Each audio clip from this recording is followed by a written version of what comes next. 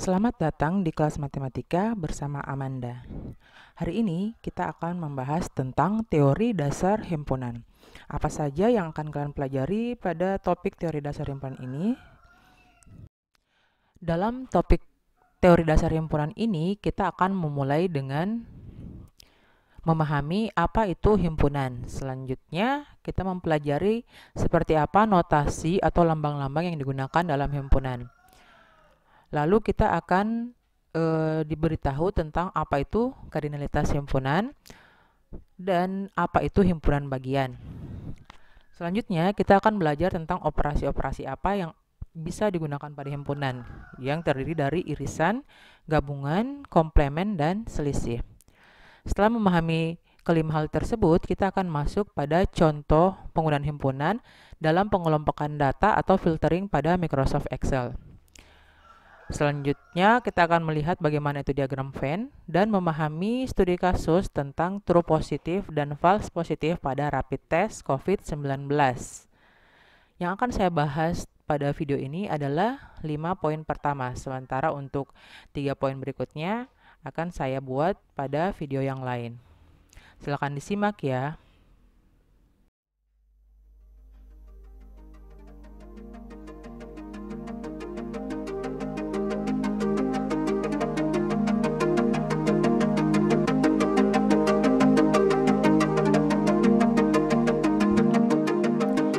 Nah, apa itu himpunan? Sebenarnya secara intuitif ketika kita ditanyakan apa itu himpunan, kita pasti secara sadar akan mengatakan adalah kumpulan dari sesuatu, ya, kumpulan dari benda-benda, kumpulan manusia, kumpulan hewan dan apapun itu. Kenapa kita tahu? Karena memang himpunan itu adalah istilah yang sangat familiar di telinga kita, ya. Kita sudah sering melihat dan mendengar secara langsung orang menyebut tentang himpunan.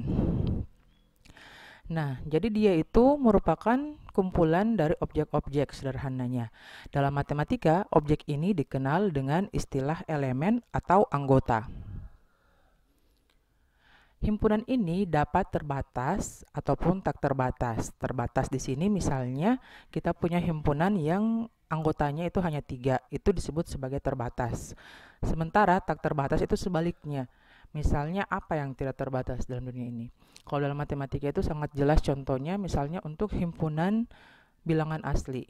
Sampai saat ini belum ada satu manusia pun yang menemukan batas dari bilangan asli terbesar.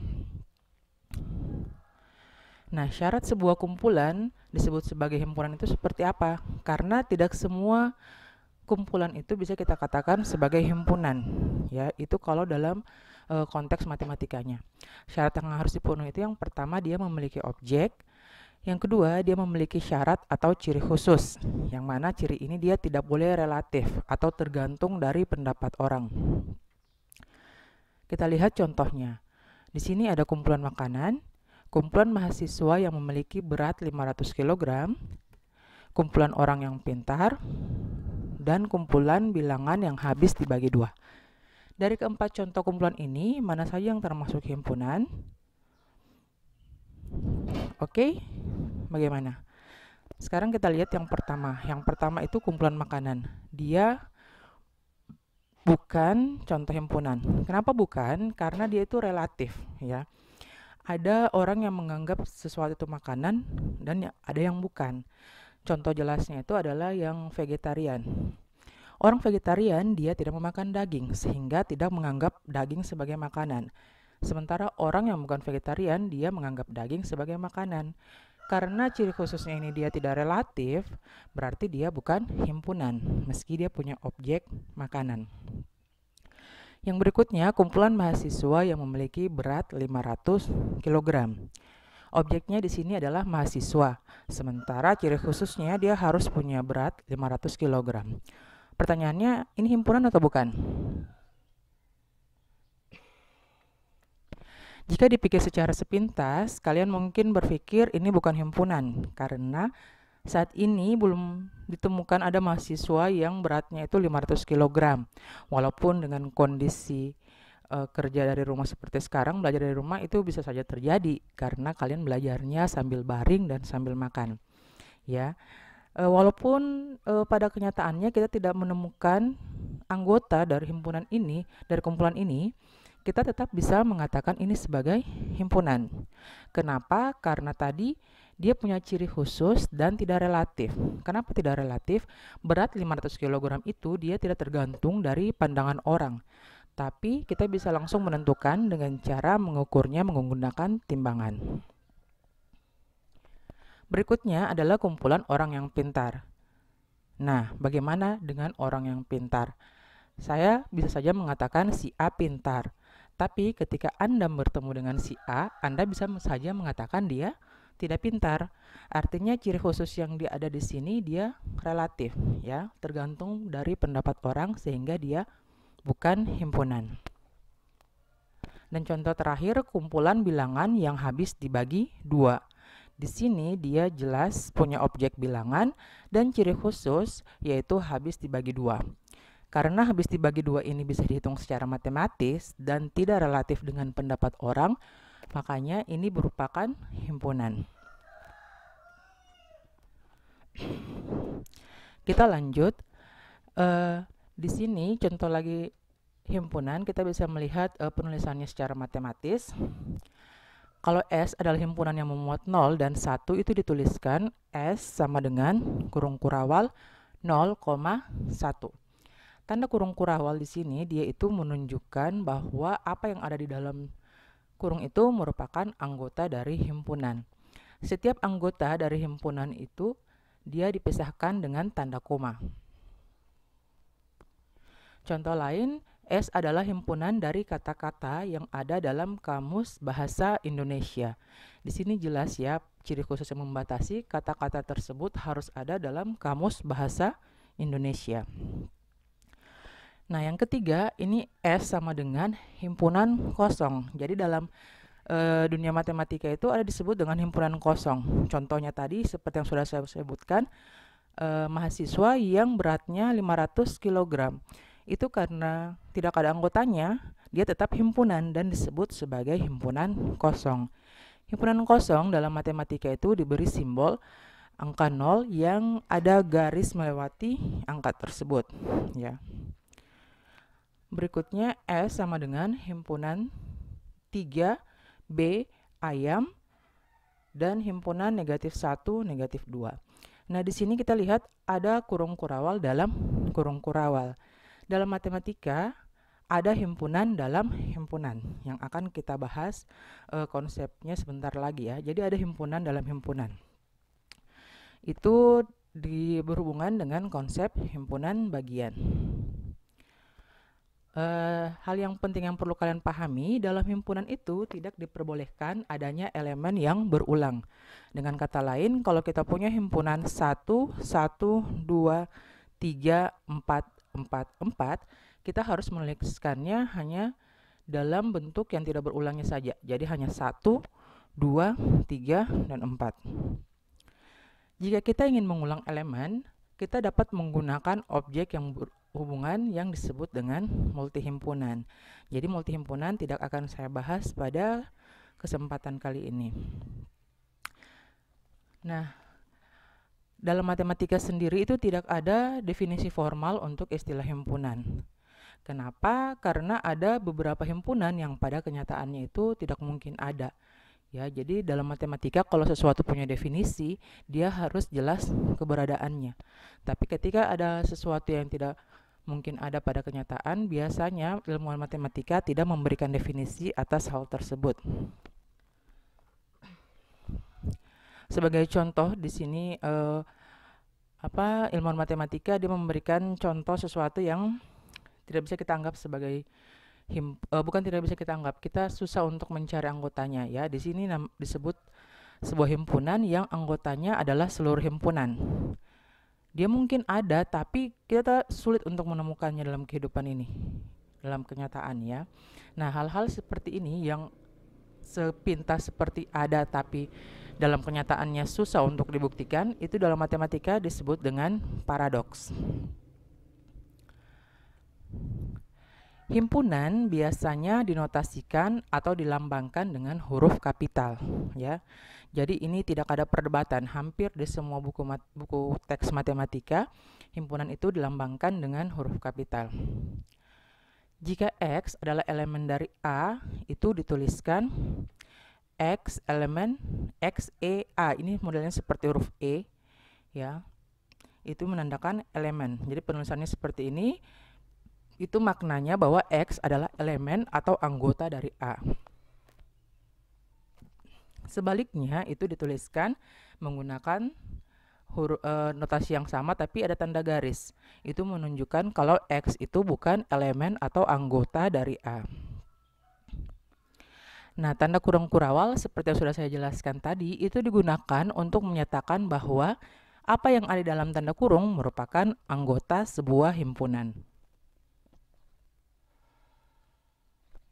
Di sini ada beberapa himpunan yang umum digunakan khususnya di dunia matematika.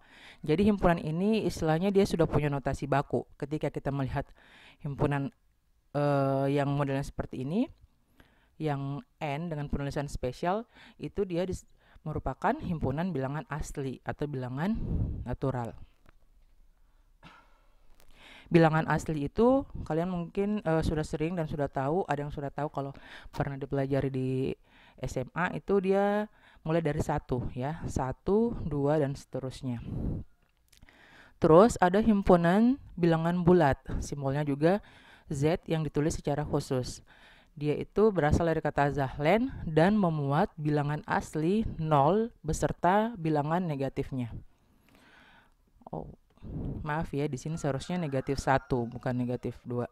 Jadi negatif 2, negatif 1, 0, 1, 2 dan seterusnya. Jadi memuat bilangan negatif, positif dan 0. Terus ada yang namanya himpunan bilangan rasional. Jadi himpunan bilangan rasional itu adalah himpunan bilangan-bilangan yang bisa kita tuliskan dalam bentuk P per Q atau istilahnya yang kalian kenal bentuk pecahan. Ya, di mana P dan Q-nya ini adalah bilangan bulat, sementara B-nya tidak boleh sama dengan 0. Bilangan asli, bulat, rasional, dan ada juga bilangan yang bukan rasional, itu semua termuat dalam himpunan bilangan real. Ya. Jadi bilangan real itu merupakan gabungan dari bilangan rasional dan irasional. Dan yang terakhir ada himpunan bilangan kompleks.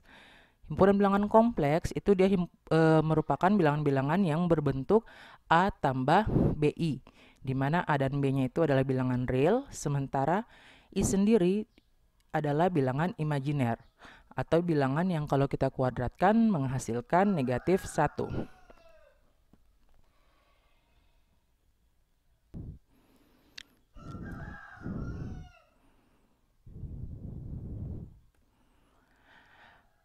Di sini pada penulisan himpunan yang ada di contoh-contoh tadi, ada kalian lihat garis vertikal ya, garis vertikal. Jadi garis vertikal ini dia itu dibaca sedemikian sehingga atau di mana. Selain menggunakan garis vertikal, kita juga dapat menggunakan tanda titik 2 untuk makna ini. Nah, dalam notasi itu juga ada tanda koma. Tanda koma dalam notasi himpunan itu dia dibaca dan. Ada berbagai cara untuk menyatakan sebuah himpunan. Di sini kita lihat contohnya ya. Nah, ini yang menggunakan tanda elemen dan di mana dan ada persamaan ini itu disebut dengan menyatakan himpunan menggunakan notasi pembentuk himpunan. Dan yang di ujungnya ada langsung menulis angka negatif 9, itu disebut dengan menyatakan himpunan dengan mendaftarkan anggotanya. Ya, jadi langsung ditulis anggota himpunannya. Bagaimana cara membaca penulisan himpunan ini? Saya mulai dari yang persamaan sebelah kiri, itu bacanya himpunan X elemen R atau elemen bilangan real, di mana X tambah 7 itu sama dengan negatif 2. Kita juga bisa menuliskan ini sebagai bentuk X, di mana X itu elemen bilangan real dan X tambah 7 sama dengan negatif 2. Ketika ingin mendaftarkan anggotanya, kita bisa langsung menulis bilangan real apa yang kalau kita tambahkan dengan 7 itu hasilnya negatif 2? Jawabannya adalah negatif 9, sehingga kita bisa menuliskan kita bisa menuliskan langsung himpunan negatif 9. Selain itu, kita juga bisa menuliskan dengan cara menyatakan sifat himpunannya. Ini bagian bawah kita lihat bacanya itu himpunan bilangan real yang jika dijumlahkan dengan 7 menghasilkan negatif 2. Kita lanjut ke kardinalitas himpunan. Nah, di sini kalau kita punya himpunan S adalah himpunan yang beranggotakan 0 dan 1. N itu adalah himpunan bilangan asli yang anggotanya itu mulai dari 1, 2, dan seterusnya. S itu disebut sebagai himpunan terhingga atau finite set, sedangkan N adalah himpunan yang tak hingga atau infinite set. Jumlah elemen dari sebuah himpunan A itu dia disebut sebagai kardinalitas, dilambangkan dengan ada A dengan kurung garis lurus ya, atau NA. Nah, kalau kita punya himpunan S sama dengan 01 tadi, kita lihat anggotanya itu ada 2, sehingga kita bisa tuliskan dengan simbol seperti ini. Sementara untuk N yang anggotanya tak hingga, kita bisa menuliskan seperti ini ya. Jadi ada simbol tak hingga yang menyatakan kardinalitas dari himpunan N ini. Kalian bisa melihat contoh-contoh lain di sini seperti himpunan C, dia punya anggota 1, bilangan 1, 2, 3 sampai 10, artinya NC itu sama dengan 10. Himpunan A, mangga, jeruk, melon, ada 3 anggota, kita bisa menuliskan NA sama dengan 3. Himpunan B sama dengan 3, L, ayam, dan negatif 1, negatif 2. Di sini NB-nya sama dengan 4. Kalian bisa lihat pada contoh yang terakhir ini, anggotanya bukan 5 ya, walaupun di dalamnya itu terdiri dari 5 objek. Kalian bisa perhatikan pada 2 objek terakhir, dia itu adalah himpunan tersendiri yang merupakan bagian dari himpunan B ini. Jadi dia terhitung sebagai satu anggota. Kita lanjut ke himpunan bagian atau subset. Kita lihat contohnya di sini. Tadi C itu merupakan bilangan dari 1 sampai 10. Terus ada himpunan E yang merupakan bilangan genap kurang dari 10.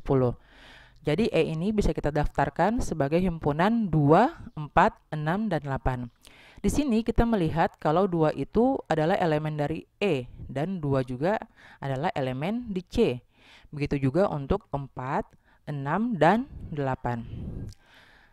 Dari sini kita bisa menarik kesimpulan kalau semua elemen E merupakan elemen C.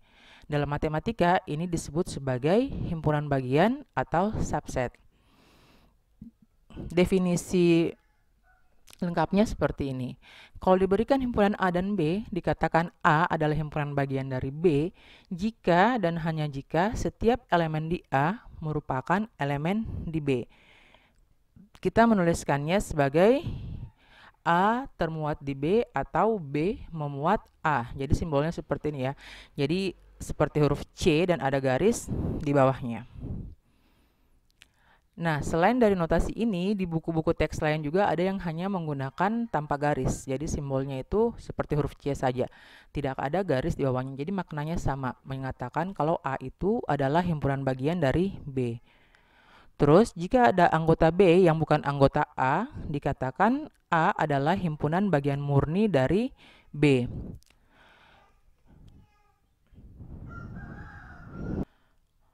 Dua buah himpunan A dan B dikatakan sama dan dituliskan A sama dengan B jika dan hanya jika A subset B dan B subset A. Suatu himpunan adalah subset dari dirinya sendiri. Atau kalau kita punya himpunan A, itu kita bisa mengatakan kalau A adalah subset A. Dan yang terakhir, himpunan kosong adalah subset dari semua himpunan. Selanjutnya, kita membahas tentang operasi-operasi yang ada dalam himpunan. Kita mulai dengan operasi irisan atau intersection dan gabungan atau union.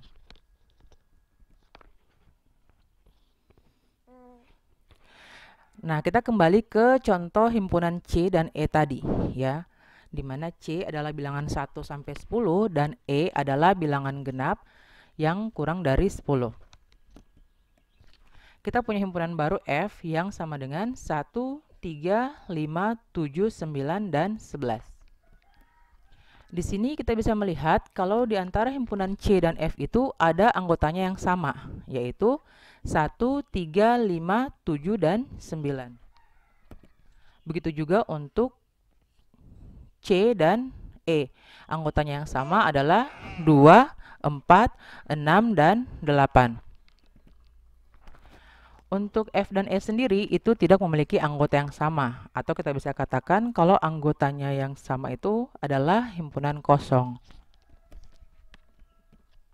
Nah, simbol yang ada di tengah antara himpunan-himpunan ini yang bentuknya seperti huruf N kecil itu disebut sebagai simbol irisan atau intersection.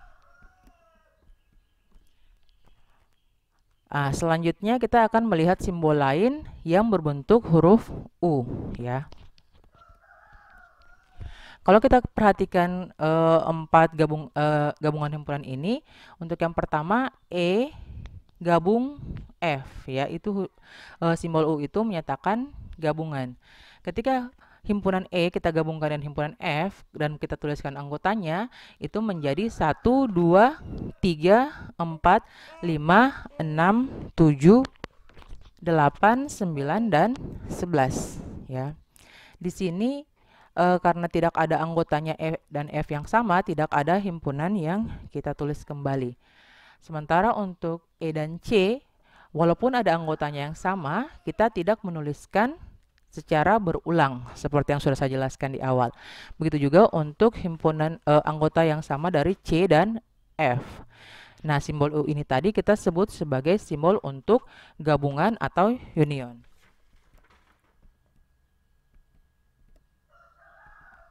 Kita lihat definisinya. Jadi irisan dari himpunan A dan B adalah himpunan dari elemen-elemen yang berada di A dan B dan dinotasikan dengan A iris B. Jadi yang di tengah itu dibaca iris ya. Jadi A iris B itu sama dengan himpunan X, di mana X elemen A dan X elemen B. Kata dan di sini menunjukkan X itu harus berada di kedua-duanya, bukan berada di himpunan A saja atau himpunan B saja. Dua himpunan dikatakan disjoint atau saling lepas jika mereka tidak memiliki elemen bersama, atau dengan kata lain A iris B itu adalah himpunan kosong. Untuk gabungan, dia itu merupakan himpunan A dan B. Gabungan itu adalah gabungan dari himpunan A dan B adalah himpunan dari elemen-elemen yang berada di A atau B. Dinotasikan A gabung B sama dengan himpunan X, di mana X elemen A atau X elemen B. Kata atau di sini bermakna X itu bisa berada di himpunan A saja, berada di himpunan B saja, atau berada di keduanya. Selanjutnya kita membahas tentang komplement ya. Jadi pada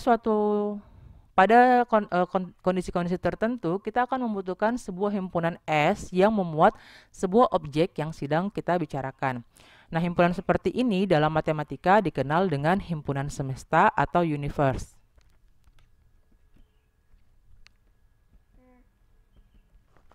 Kita lihat contohnya di sini, S-nya itu adalah himpunan jeruk, mangga, kol, pepaya, dan tomat. Sementara A adalah himpunan kol dan tomat. Dari himpunan S tersebut, yang bukan A itu adalah himpunan jeruk, mangga, dan pepaya. Untuk definisinya, komplement dari sebuah himpunan A adalah himpunan dari semua elemen yang ada di S tetapi tidak ada di A.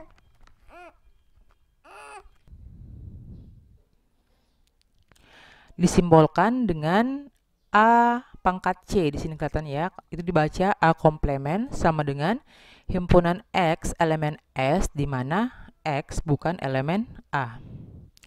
Kita lihat contoh lainnya. S di sini adalah jenis kopi yang terjual pada hari Minggu di kedai kopi kenangan. Sementara K adalah jenis kopi dengan penjualan terbanyak pada hari Minggu di kedai kopi tersebut. S sama dengan himpunan cappuccino, latte, mocha, regal, dan palm sugar. Sementara K adalah himpunan cappuccino dan mocha. Jadi kita bisa mengatakan kalau K komplement itu atau K pangkat C sama dengan latte, regal, dan palm sugar. Nah, selain dari irisan gabungan dan komplement tadi, kita juga punya operasi yang disebut selisih dua himpunan atau komplement relatif. Untuk himpunan A dan B, komplement dari A relatif terhadap B atau selisih B terhadap A adalah himpunan dari elemen-elemen yang ada di B tetapi tidak ada di A. Dituliskan dengan B kurang A itu sama dengan himpunan X di mana X elemen B dan X bukan elemen A. Ada juga istilah yang disebut dengan selisih simetrik atau symmetric difference. Jadi dari A dan B itu merupakan himpunan dari elemen-elemen yang ada di salah satu himpunan tersebut tapi tidak terdapat di himpunan lainnya. Dituliskan dengan simbol seperti ini ya. Jadi lingkaran dengan ada tanda tambah di dalamnya itu sama dengan gabungan dari selisih A terhadap B dan B terhadap A.